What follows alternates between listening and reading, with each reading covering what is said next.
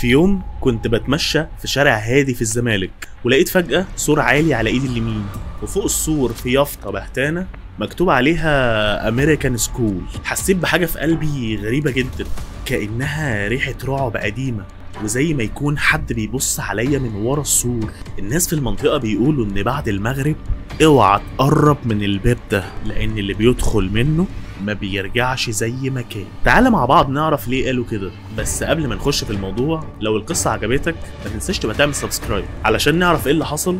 خلينا نرجع لورا 50 سنة فاتوا، بس مش قوي كده، سوري معلش. المدرسة دي كانت معمولة للأولاد والبنات كل الجنسيات في مصر، فيها ملعب كورة، اوض مزيكا، حصص انجليزي لأولاد الناس المهمة ودلع. انما ايه، بس سنة 1987 الإدارة فجأة أعلنت إن المبنى الرئيسي لازم يتقفل، والطلبة ينقلوا على فيلا مؤقتا موجودة في المعادي. الأهالي سألوا ليه، الإدارة قالت لهم إن بس في شوية إصلاحات بتحصل في المبنى، لكن ناس قريبة من الإدارة قالوا إن في حادثة حصلت جوه، حادثة محدش حكى تفاصيلها لأن محدش يعرف عنها حاجة. إيما بنت أمريكية وكريم ابن مهندس مصر كانوا بيلعبوا في الحوش الخلفي للمدرسة في نفس اليوم اللي قالوا إن قرار القفل ده لازم يتاخد. وهم بيلعبوا بيحكوا إن إيما قالت لكريم إن هي سمع صوت حد بيعيط جوه. كريم ضحك وقال لها ده صوت الخدامة بتشتكي من الحر. لكن لما قربوا من الفصل الفاضي ده لقوا الباب مقفول، بس صوت ترزيع فظيع جاي من جوه كأن حد محبوس. هو ايه اللي كان ورا الباب ده؟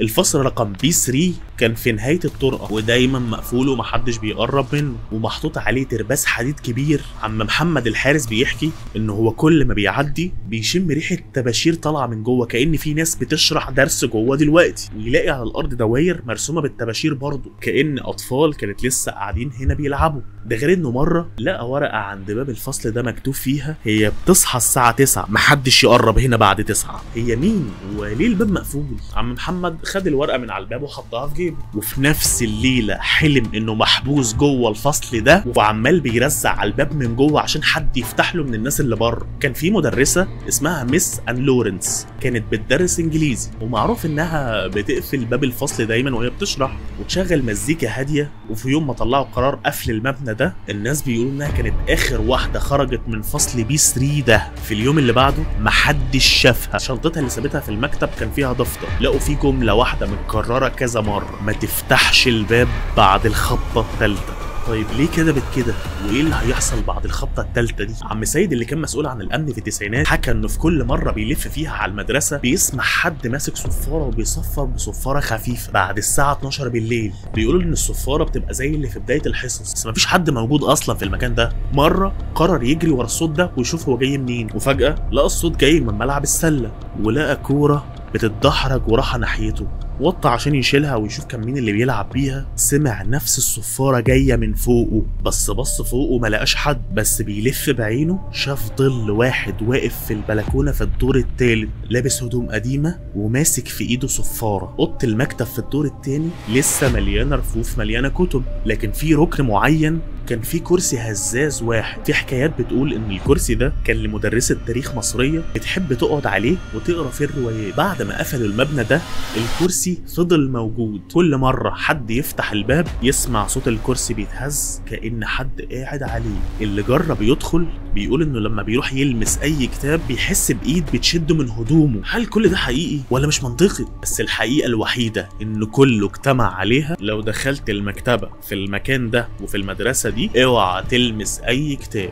كمان بيتقال ان في زاوية مخفية في قلب المدرسة فيها سلم حديد ملفوف بينزل لقبو تحت الارض، وطبعا زي ما كلنا عارفين الدنيا دايما بتبقى برد تحت الارض بشويه. بيقولوا ان السلم ده كان بيوصل لمسرح صغير موجود تحت المدرسه، كان الطلبه بيتدربوا فيه على المسرحيات. لكن بعد ما قفلوا المبنى اي حد بينزل بيسمع صوت غريب في المكان ده بالذات. واحد اسمه مازن كان بيحكي، بيقول نزلت على السلم بعد 1 2 3 5 خطوات بدأ يسمع مزيكا وصوت طفل بيقول دورك جاي بعدي. مازن جري وطلع ومنزلش هناك تاني لحد النهارده. السلم ده محدش عارف اخره فين. طلبه زمان كانوا بيفرحوا لما يرن جرس الفسحه، بس دلوقتي الناس اللي قاعدين حوالين المدرسه وساكنين حواليها بيقولوا ان الجرس تحديدا بيرن في ايام معينه في السنه، يوم الخميس في اخر شهر من نوفمبر الساعه 10:15 الصبح. وده بجد لدرجه ان بعضهم بيرسم الصليب او بيقرا ايه الكرسي. حد بيحكي انه شاف حاجه الساعه 10:15 بالظبط الجرس بيرن لوحده. طيب ليه التوقيت ده وايه الرعب ده؟ الناس بتقول ان اخر يوم الاداره طلعت فيه القرار ده كان يوم خميس في نوفمبر، والفسحه ما اتنفذت لان حصلت مشكله. طيب ايه هي المشكله؟ محدش عارف عنها حاجة. في التسعينات الناس اللي ساكنة قريب من المدرسة حذروا أولادهم مفيش لعب كرة في الشارع جنب سور المدرسة دي، لكن طبعا الأطفال ما بيسمعوش الكلام ده. كانوا بيرموا الكرة في السور ويتخانقوا مع بعض مين اللي هينط يخش يجيبها. كل مرة يخش طفل يجيب الكورة يرجع بعدها ساكت وخايف يتكلم من كتر الرعب. بنت اسمها منى بتحكي دخلت مرة اجيب الكورة لقيت اختي الصغيرة قاعدة على السلم.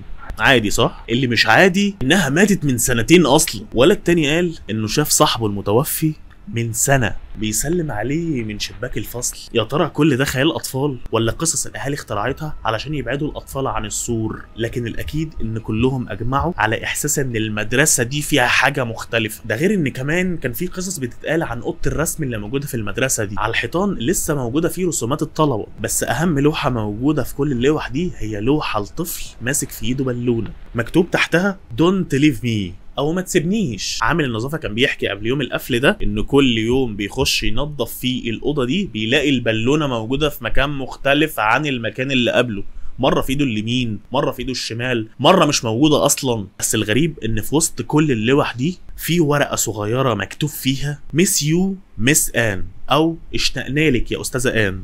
الأوضة لسه محتفظة بكل الأجواء دي كأن العيال كانت لسه موجودة امبارح، مش بقالهم 50 سنة. طيب خلينا نبقى منطقيين شوية. في روايات بتقول إن المدرسة كانت بتجهز لحفلة كبيرة في نفس اليوم اللي اتقفلت فيه. كانت حفلة بعنوان ويلكم هوم. كانوا بيقصوا شريط كبير وبيغنوا أغنية ختامية، لكن فجأة الكهرباء قطعت وسمعوا في المسرح صوت صريخ مره واحده. في جريمه قتل حصلت في نفس الوقت ده. الطلاب خرجوا جري والحفله ما كملتش. بعدها بيومين المدرسه اعلنت ان المبنى هيتقفل تماما زي ما عرفت، ومحدش قال ولا حد عرف ايه اللي حصل في المسرح فعلا. هل في جريمه قتل حصلت؟ هل في حاجه تانية حصلت؟ محدش عارف حاجه، والموضوع كل مدى بيجنني اكتر.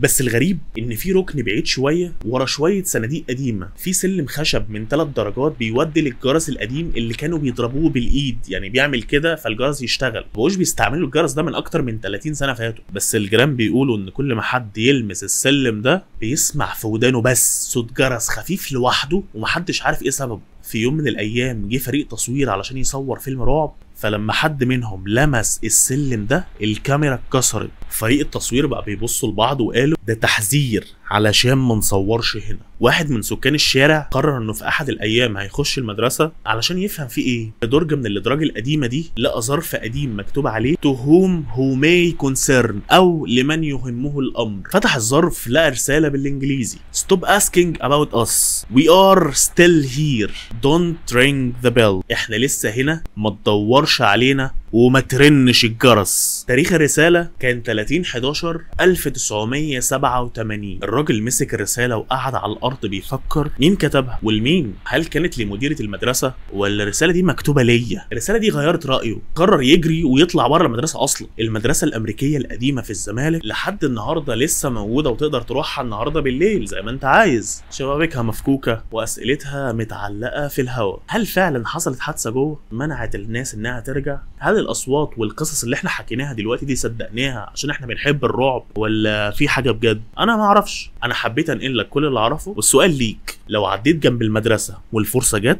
ودخل قلبك هيجيبك وتلف فيها ولا هتبص من بعيد بس؟ انا ما اعرفش، بس اللي متاكد منه انك هتبقى مسؤول عن اختيارك.